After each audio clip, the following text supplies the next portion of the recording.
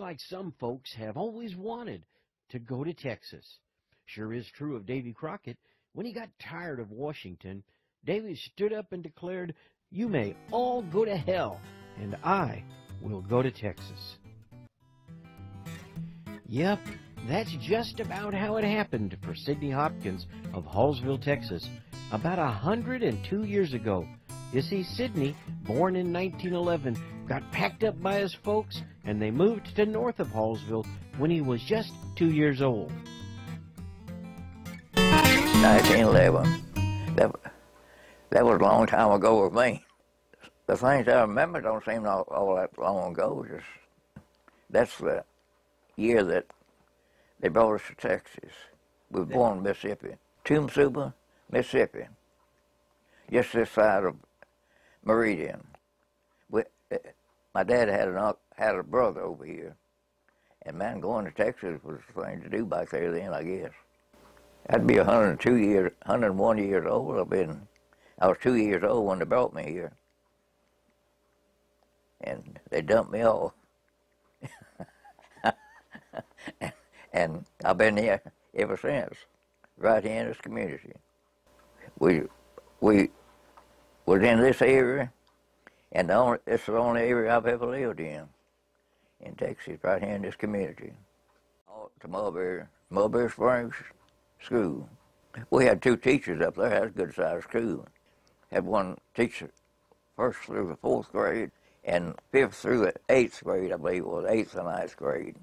And when they were having the class, that class would come up front and have that class get through it. They'd go back to the seats, and another class would come up. The rest of the people would go back to the class, go back and sit down, and they didn't have any problem keeping them quiet. Just the class that they were teaching is all on what she had to fool with, you know. I didn't get out of trouble. They didn't catch me too much.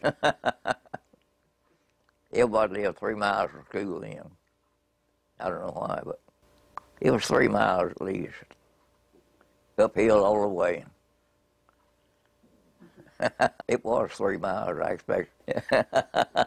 Uphill all the way. From a one-room schoolhouse in 1917 East Texas to a lifetime of growing up in Hallsville, Texas, Sidney Hopkins has seen and lived a lot of history. Sid's family, a Hallsville farming family, lived in a time when country people had almost no modern conveniences. No TV, no radio. We slept at night. There was no radio, no TV, no electricity. We had oil lamps, coal oil lamp, just like they did in the Bible times.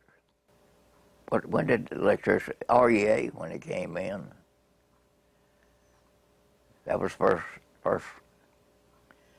time I'd seen it. We didn't even know how to turn the switch on. One light bulb hanging from the ceiling down.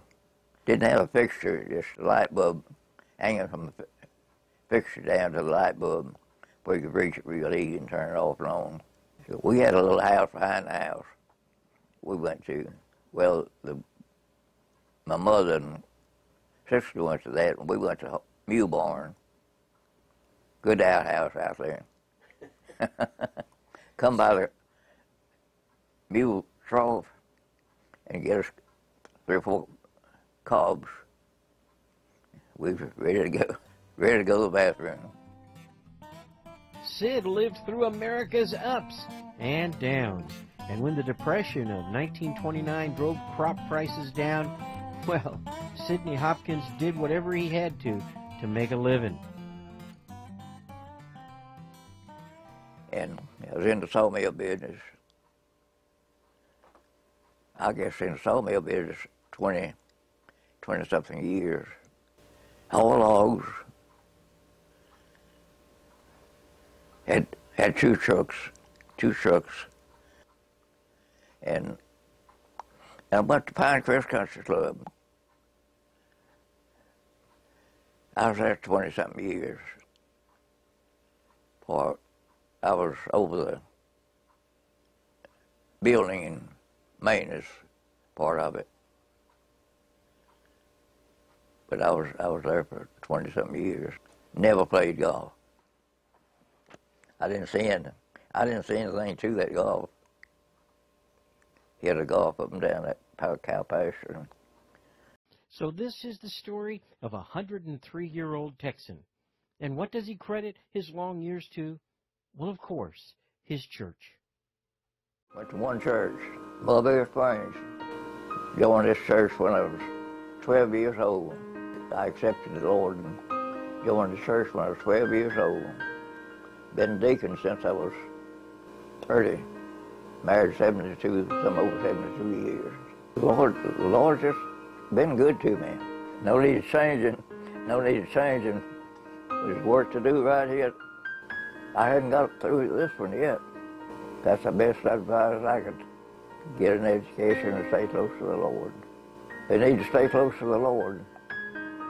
The most important thing I've ever done was to accept the Lord. All these jobs is to make a living. And if we make any money, we're going to leave it anyway. We can't carry it with us. And one day, they're going to have to answer to the Lord for what they've done. But the secret of going over, I can't extend it. When the Lord gets ready for me, I'm ready to go. Well, we want to get to heaven sometime. Some of them can go, got there before I did. But I told them I'd be right behind them, and I guess they're still looking for me. I'd hoped they hadn't give up on me.